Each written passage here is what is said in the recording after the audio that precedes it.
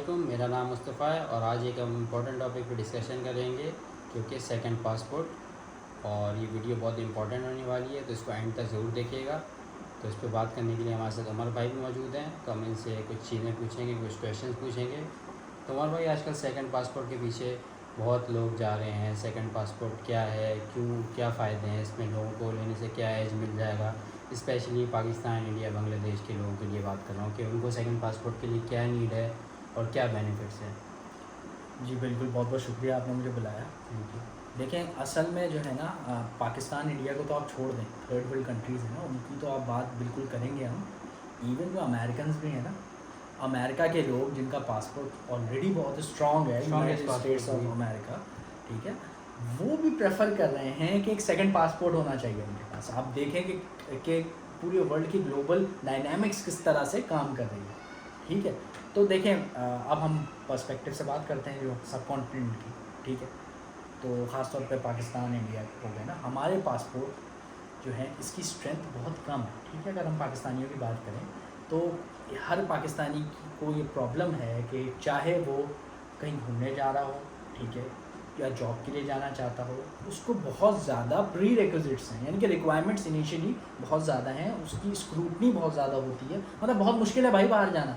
For example, मैं कहीं भी घूमने जाना चाहता हूँ, शादी होती है, लोग हनीमून पे जाना चाहते हैं, परेशान हो जाते हैं, कहाँ जाएं भाई, वीज़ा कहाँ का लें, वीज़ा कहाँ का लें, वीज़ा लेने में टाइम कितना लगेगा, पूरा प्रोसेसिंग कितनी होगी, 10 किस्म के डॉक्यूमेंट्स जमा करें, इतनी देर में छुट्टियाँ ख़त्म हो जाती हैं और वो नॉर्दर्न एरियाज़ घूम के आ जाते हैं। ज़्यादातर ये हो रहा है तो कि ये हम लोग हो रहा है ना भाई। जाने, जब भी मैं भी जब अपने हनीमून के प्लान कर रहा था जी जी तो बिल्कुल। बहुत कम कंट्रीज़ ऐसी हैं जो कि आपको वीज़ा फ्री एंट्री देती हैं या इंस्टेंट आपको 1-2 दिन या 5 दिन, 1 हफ्ते के अंदर वीज़ा मिल सके। ऐसी बहुत कम कंट्रीज़ हैं। तो टर्की देखें तो आपको 15 दिन लग जाते हैं। बिल्कुल और बिल्कुल। यूरोप साइड तो आप सोचे भी ना। बिल्कुल बिल्कुल। और सबसे बड़ी बात यह है कि चलें फॉर एग्जांपल किसी का वीज़ा प्रोसेसिंग टाइम कम भी है तो वो आपसे इतनी प्री रिक्विजिट डॉक्यूमेंट्स मांग रहे होते हैं कि आप वो अरेंज करने में एक्स्ट्रा टाइम लगता है। जी जी बिल्कुल। तो भाई आदमी जाएगा कैसे भाई, किस तरीके से हनीमून भी करेगा। तो ये छोटी सी बात मैंने इसलिए दी क्योंकि शादियाँ सबकी होती हैं ताकि सब रिलेट कर सकें, सब इस बात को समझ सकें कि इम्पोर्टेंस कितनी ज़्यादा है, ठीक है। अब ये बात हो गई। तो ऑन दी अदर हैंड, अगर कोई ऐसा बंदा है जिसके पास मल्टीपल पासपोर्ट हैं, आज उसकी शादी होती है तो उसने कुछ भी नहीं करना, टिकट खरीदना है, रात को निकल जाना है। जी जी बिल्कुल। और मल्टीपल कंट्रीज, 100-200 कंट्रीज खुल जाएंगी उसके लिए कि भाई वो यूरोप भी जा सकता है, वो अमेरिका भी जा सकता है, वो कनाडा चला जाए, वो इंडोनेशिया चला जाए, वो मलेशिया चला जाए, कहीं भी चला जाए, बिल्कुल ठीक है। तो एक तो ये छोटी सी बात ये हो गई कि आपको विजिट करने के लिए बहुत फैसिलिटेशन मिलती है, आसान हो जाता है आपके लिए, डिफरेंट कंट्रीज़ खुल जाती हैं आपके लिए घूमने के लिए, एक्सप्लोर करने के लिए, जो कि होती नहीं है। एक लिमिटेड हमारे पासपोर्ट्स पे 30 ऑड कंट्रीज़ ओपन है, वो भी बहुत लिमिटेड है, ठीक है। तो आप वहाँ पे भी नहीं जा सकते। तो ये कितना इंपॉर्टेंट है आप देखिए। On the other hand, second perspective हम डिस्कस कर लेते हैं कि भाई मुझे जो है जॉब के लिए जाना है, अपॉर्चुनिटीज़ ज़ाहिर है थर्ड वर्ल्ड कंट्रीज़ में बहुत लिमिटेड होती हैं, तो भाई जॉब को परस्यू करने के लिए डिफरेंट कंट्रीज़ में जाना है। तो भाई एज अ सिंगल पासपोर्ट आपको जॉब मिलना भी बहुत मुश्किल है। फॉर एग्जांपल आपको जॉब मिल गई यूरोप में कहीं, ठीक है, या कहीं भी मिल गई, तो अब बहुत दफ़ा एक तो एम्प्लॉयर आपको हायर नहीं करता, चलो कर लिया हमने, कंडीशन ले ली, तो वो जो वीज़ा का प्रोसेसिंग टाइम है ना, जिसमें वो आपको पूरी स्क्रूटनी करेंगे, स्क्रीनिंग करेंगे, बाज़ औक़ात वो इतना ज़्यादा बढ़ जाता है कि एम्प्लॉयर कहता है भाई आई एम रियली सॉरी, माजरत, I don't want to hire you, I will be hiring, मैं किसी और को हायर कर लेता हूँ। तो ये समझे कितने चैलेंजेस हैं आपके अंदर। फिर अब आ जाते हैं माँ बाप जो चाहते हैं हमारा बच्चा बाहर पढ़े, खुद तो वो बेचारे पाकिस्तान में रहे हैं, लेकिन वो चाहते हैं कि हायर मॉडर्न एजुकेशन मेरा बच्चा बाहर मुल्कों में हासिल करे। बिल्कुल। तो अब स्टूडेंट वीज़ा की बात कर लेते हैं, तो स्टूडेंट वीज़ा लेना भी कितना मुश्किल हो जाता है। एज आप पाकिस्तानी, आपको स्टूडेंट वीज़ा भी कहीं लेके जाना है तो भाई इतना लंबा प्रोसेस है, इतने डॉक्यूमेंट्स हैं, ये स्टेटमेंट्स लेकर आए, कहीं भाग तो नहीं जाएगा, आपकी प्रॉब्लम तो नहीं है, मकसद तो कुछ और तो नहीं है, इस पढ़ने जा भी रहा है कि नहीं जा रहा है, मतलब इतनी सारी पेरेंट। अब जैसे मैं चाहता हूँ भाई एज अ पाकिस्तानी कि मेरा बच्चा जो है वो बहुत अच्छी यूनिवर्सिटी में जाए, पढ़े, वहाँ से PhD करे, मास्टर्स करे, तो मेरे पास ऑप्शंस लिमिटेड है, मुझे फंड्स भी बहुत ज़्यादा चाहिए, ठीक है। ये आप सब लोग भी चाहते होंगे ना कि बच्चा आपका ऑक्सफोर्ड में पढ़े, केम्ब्रिज में पढ़े, MIT में पढ़े, कहीं भी पढ़े, माँ बाप का ख्वाब होता है बिल्कुल कि बेहतरीन से बेहतरीन एजुकेशन हो। तो वहाँ पे एडमिशन के लिए मोस्ट ऑफ द यूनिवर्सिटीज़ में तो एलिजिबल नहीं होते आप, अच्छा, ठीक है। वो स्पेसिफिकली देख रहे होते हैं कि कौन सी कंट्री, कि हाँ कौन सी कंट्री है। आपके लिए एक थर्ड वर्ल्ड कंट्रीज़ के लिए अलग से प्रोग्राम होता है जिसमें स्क्रूटनी होती है, कम बंदे लिए जाते हैं। अब फॉर एग्जांपल मैं अगर ऑस्ट्रेलिया में रहता हूँ, मैं चाहता हूँ मेरा बच्चा जो है कैम्ब्रिज में पढ़े, तो बहुत आसान है कि वो यूके की यूनिवर्सिटी में एज एन ऑस्ट्रेलियन एडमिशन ले लो। सिमिलरली कनाडा का कोई बंदा है क्योंकि कनाडा में रहता है, अब उसको यूएसए की यूनिवर्सिटी में एडमिशन लेना है, तो वो स्पेसिफिकली वेबसाइट पे मेंशन होता है for the citizen of Canada and USA, तो आसान हो जाता है, ऑप्शंस खुल जाते हैं। तो मेरा मकसद देखें इतनी तमीज़ मानने का, इतना एक्सप्लेन करने का यही है कि आप प्रॉब्लम तो समझें कि एक्चुअली में ये प्रॉब्लम है, तो तभी तो आप सोल्यूशन की तरफ जाएंगे कि भाई हाँ वाकई इंपॉर्टेंट है ना एक चीज़, तो इम्पॉर्टेंट होनी चाहिए। तो इसीलिए सेकंड पासपोर्ट बहुत इंपॉर्टेंट चीज़ है, ठीक है कि भाई और एक और चीज़ भी होती है कि एक वर्किंग हॉलीडे वीज़ा होता है। जो भी डिफरेंट जो अच्छी कंट्रीज़ हैं ना, बड़ी फर्स्ट वर्ल्ड कंट्रीज़ हैं, वो एक दूसरे के अंदर जो है ना, एक दूसरी कंट्रीज़ के अंदर वर्किंग हॉलीडे पे लोग जाते हैं, चेक करते हैं कि एनवायरनमेंट कैसा है, अब वहाँ जाके कैसे जो है लोग कैसे हैं, कॉस्ट कैसी है, ठीक है, लाइफस्टाइल कैसा है, ठीक है। तो एक बंदा है, बहुत से लोग हैं जो यूके से ऑस्ट्रेलिया माइग्रेट कर जाते हैं, पहले वर्किंग हॉलीडे वीज़ा पे जाते हैं, चेक करते हैं, ऑस्ट्रेलिया क्योंकि खुला खुला है, बहुत बड़ा है, ठीक है, मैसिव हाउसेस होते हैं, ठीक है, छोटा हाउस बहुत कम ही मिलेगा आपको, ठीक है, ऑस्ट्रेलिया के अंदर बिग बिग हाउसेस जहाँ पे बेसमेंट है आपके पास, स्विमिंग पूल है आपके पास, और वो जितने उसके रेंट होता है या प्रॉपर्टी के चार्जेस होते हैं उतने में एक छोटा सा स्टूडियो अपार्टमेंट मिलेगा आपको लंदन के अंदर। आप इमेजिन कर सकते तो बहुत महंगा है, और वैसे भी बहुत कंजस्टेड है ना, यूके इज़ वेरी स्मॉल।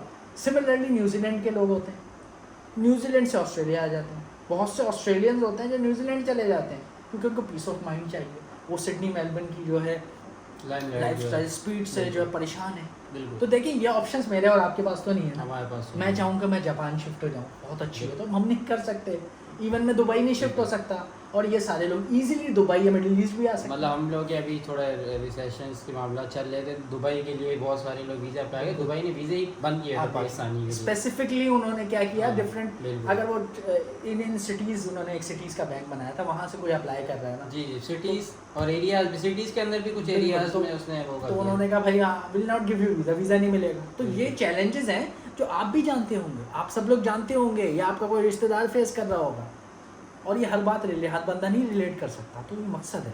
तो इससे क्या पता लगता है, इंपॉर्टेंस तो है ना भाई सेकंड पासपोर्ट की। अब प्रोसेस जो भी है मेहनत तो करनी पड़ेगी। एक बंदा डॉक्टर बनता है तो इतने साल लगाता है, ट्रेनिंग करता है, मुश्किल पढ़ाई पढ़ता है, मेहनत तो करता है ना, लेकिन फिर बाद में वर्थित होता है, भाई डॉक्टर है, सर्जन है। तो एग्जाम्पल देने के लिए ये बात मैं आप लोगों को बता रहा हूँ, ठीक है। तो अब हमारे पास ये ऑप्शंस नहीं है, बिल्कुल ठीक है। सिमिलरली आप देखते होंगे कि यार मेरा जानने वाला कोई दोस्त या भाई जो किसी कंट्री में, ऑस्ट्रेलिया में, कनाडा में, उसने पासपोर्ट ले लिया, अब उसके बच्चे अच्छी यूनिवर्सिटीज़ में पढ़, बिल्कुल, ठीक है, तो बेहतर अपॉर्चुनिटीज़ हैं उनके पास, वर्किंग हॉलीडे पे जा रहे हैं, तो घूम रहे हैं इजीली। फिर सबसे बड़ी बात आप ये देखें क्या इंपॉर्टेंट है, स्टूडेंट लोन्स मिल जाते हैं, फ्री में पढ़ता है वो यूनिवर्सिटी के अंदर। हमारे यहाँ कोई कॉन्सेप्ट है स्टूडेंट लोन्स का?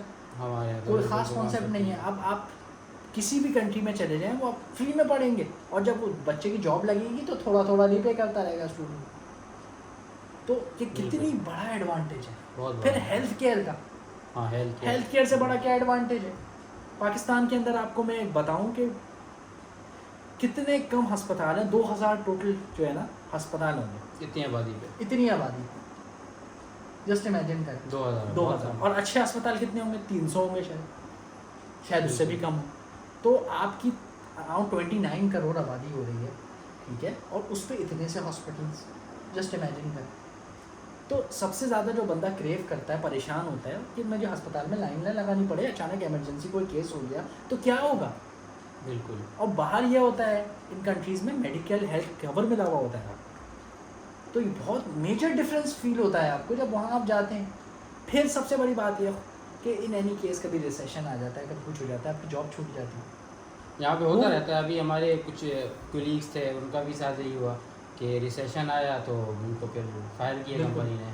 फिर उनके बाद उनको किसी को 1 महीने की सैलरी थी, किसी कुछ भी नहीं दिया, तो बेचारे परेशान थे। तो आप देखें, अब यही किसी में जो है ना, कनाडा के अंदर किसी की जॉब चली जाए, न्यूजीलैंड में किसी की जॉब चली जाए, तो क्या होगा? उसको जो है गवर्नमेंट की तरफ से फंडिंग शुरू हो जाती है, इसको हम उर्दू में कहते हैं बेरोज़गारी अलाउंस। तो जब तक वो जॉबलेस है उसकी फैमिली को एक कवर दिया जाएगा जिससे वो अपने day to day expenses bear कर सकेंगे। बिल्कुल। तो ये एक बहुत बड़ा प्रेशर, एक टेंशन होती है जब बेसिक आपकी नेसेसिटीज़ पूरी नहीं होती। बेसिक नेसेसिटीज़ तो तो बिल्कुल। बेसिक नेसेसिटीज़ से आप बरूज़िमा हो जाते हैं। अब हम दूसरे पर्सपेक्टिव पे आ जाते हैं। ये कोई एंटरप्रेन्योर है, कोई बिजनेसमैन है जो जिसको ये बेसिक नेसेसिटीज़ नहीं है, क्या मसला नहीं है, सब कुछ सॉर्ट आउट है, मनी है, एम्पल अमाउंट, अच्छी पोजीशन पे, या कोई ऐसा मैनेजर लेवल पे या हायर सीनियर मैनेजर लेवल पे कोई एम्प्लॉई है, वो उसका भी सब सॉर्ट आउट है, लेकिन उसको भी क्या सेकंड पासपोर्ट चाहिए? तो भाई उसको भी चाहिए, क्योंकि ट्रैवलिंग तो उसने करनी है ना। अब मेरी एक फॉर एग्जांपल कॉन्फ्रेंस है, मैं एक बिजनेसमैन हूँ, मेरी कॉन्फ्रेंस है फॉर एग्जांपल बेल्जियम के अंदर, तो as a Pakistani passport holder उस वहाँ का मुझे वीज़ा लेने के लिए इतने पापड़ बेलने पड़ेंगे, इवन कि मैं इतना अर्न भी कर रहा हूँ और सब कुछ भी है मेरे पास। ऑन दी अदर हैंड मेरे पास अगर सेकंड पासपोर्ट होता, मैं टिकट लेता अगले दिन पहुँच जाता। ये बात है ना बिल्कुल कि मेरे पास मनी भी है, फिर भी लाइनों में लगना पड़ रहा है। बिल्कुल। एयरपोर्ट पे आप देखते हैं किस तरह से बिल्कुल। और आप एयरपोर्ट्स का आप सबको पता होगा, आप ट्रैवल करते रहते हैं एक्सटेंसिवली, जितने भी लोग हैं, सेकंड पासपोर्ट होल्डर वालों के लिए अलग से एक क्यू होती है। बिल्कुल। ईजिली वो प्रोसेस भी हो जाता है, निकल भी जाते हैं, क्योंकि होना नहीं चाहिए, लेकिन है, रियलिटी है, फेस करना है आपको, डिनाई नहीं कर सकते। बिल्कुल डिनाई नहीं कर सकते हम उन चीज़ों को। हमने खुद फेस करते हैं हम लोग, या पासपोर्ट होती है तो वो कभी कभार हमारे अपीयरेंस से बोल लग रहा होता है कि हम फॉरेनर्स हैं, तो फिर वो हम जब उसको पासपोर्ट दिखाते हैं तो बोलते हैं लाइन में लग जाएं, आप क्यू में लग जाएं। बिल्कुल। और आप जो भी कहें, जो भी इमेज बन चुका है हम लोगों का डिफरेंट एयरपोर्ट्स पे, आप थाईलैंड चले जाएं, आप हांगकॉन्ग चले जाएं, आपको सेपरेट क्यू से निकाल के एक्स्ट्रा विजिलेंट होकर आपकी सिक्योरिटी चेक किया जाता है आपको। सब जूते उतरवा देंगे, आपके सॉक्स उतरवा देंगे। बिल्कुल।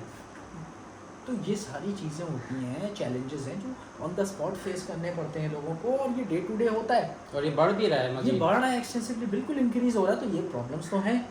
तो भाई बंदा, आप कह रहे थे ना कि लोग क्यों इतना सेकंड पासपोर्ट की तरफ जाना चाह रहे हैं, तो आप खुद समझे ना कि प्रॉब्लम है, तो प्रॉब्लम से बचना है, तो कोशिश कर रहे हैं किसी ना किसी तरीके से करें। बिल्कुल। तो भाई ये फिर अब लोग क्या कर रहे हैं, उसको बचाने के लिए बेचारे यूएस का, यूके का मल्टीपल एंट्री वीज़ा लगवा के रखते हैं कि कुछ ये लगवाने से भी कुछ जगहों पे आपको ऑनलाइन वीज़ास मिल जाते हैं। जैसे टर्की है, आपके पास यूएस का वीज़ा है, मल्टीपल एंट्री विजिट वीज़ा, तो आपको टर्की का ऑनलाइन वीज़ा आ जाता है।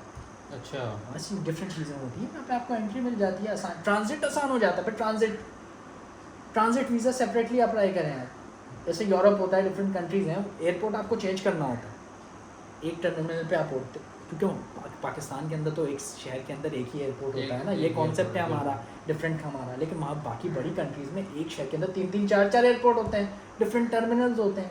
तो फॉर एग्जांपल आप यूरोप की किसी कंट्री में उतरे, वहाँ पे फ्रांस में उतर गए, वहाँ पे दूसरा टर्मिनल उस एयरपोर्ट में नहीं है, वो बाहर है शहर से, तो वो आपको जाने नहीं देंगे कि transit visa, you need to have a transit visa of France.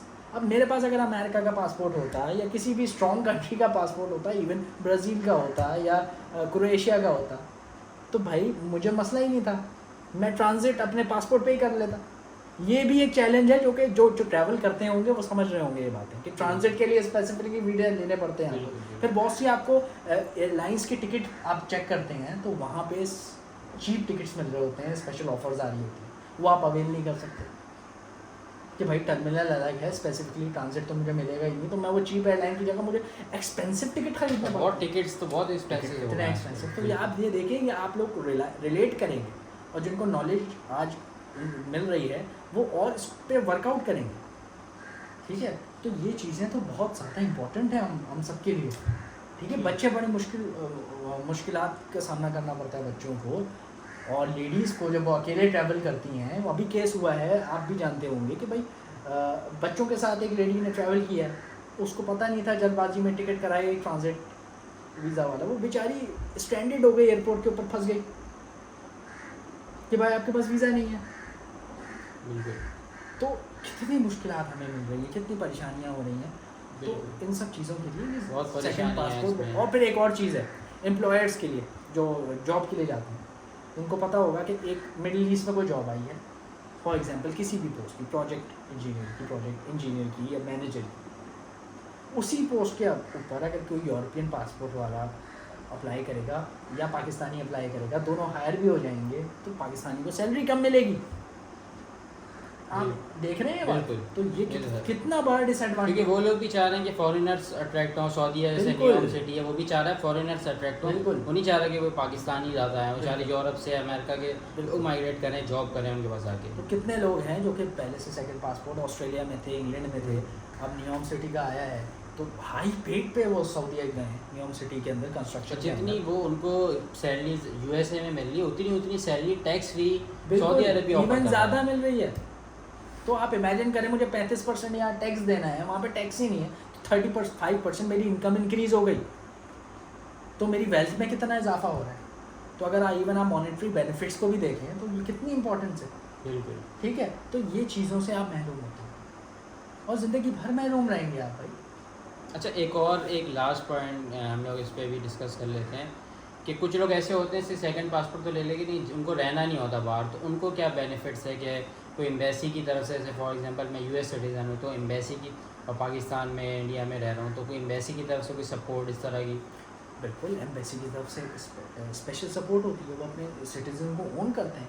आपको कोई प्रॉब्लम आ रही है इवन लोकल, अभी मैं आपको एक एग्जांपल दूं कि एक कंपनी के अंदर जो है ना एक हायरिंग हो रही थी, तो वहाँ पे एक पोस्ट पे जो है ना एक इंजीनियर जॉब कर रहा था, वो यूएस सिटीज़न भी था साथ में, तो उसको कोई इशू हुई प्रोसेस के अंदर, इवन कंपनी के अंदर ना, तो उसने जाके जो है ना सिर्फ ईमेल कर दी अपनी एम्बेसी के अंदर कि मुझे ये इशू फेस आ रहा है मेरी कंपनी के अंदर।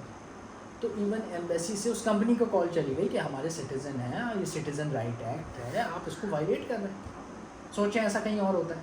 यहाँ पे तो आप देखें रोज़ कोई वायलेशन हो रही होती है ह्यूमन राइट्स की, बिल्कुल बिल्कुल, कोई लो employee पे की किया कोई जा रहा benefits होता नहीं, है, बिल्कुल। तो ये हर जगह ही होगा। बिल्कुल। तो इस तरह कवर मिल रहा होता है आपको। तो ये सारी चीज़ें बहुत इंपॉर्टेंट हैं आपके लिए कि भाई कि ये अपॉर्चुनिटी है, और वो लोग इसलिए भी बुला रहे होते हैं कि भाई आपने उनको सर्व किया है, तो इन रिटर्न वो आपकी मदद कर रहे होते हैं, वो आपको ओन कर रहे होते हैं basically। बिल्कुल ओन कर रहे होते हैं। ये बहुत इंपॉर्टेंट है। ठीक है, तो इससे हमें ही पता चला कि सेकंड पासपोर्ट की बहुत अहमियत है। अच्छा, वीडियो अच्छी लगी तो प्लीज़ लाइक और सब्सक्राइब ज़रूर करिएगा। Thank you very much.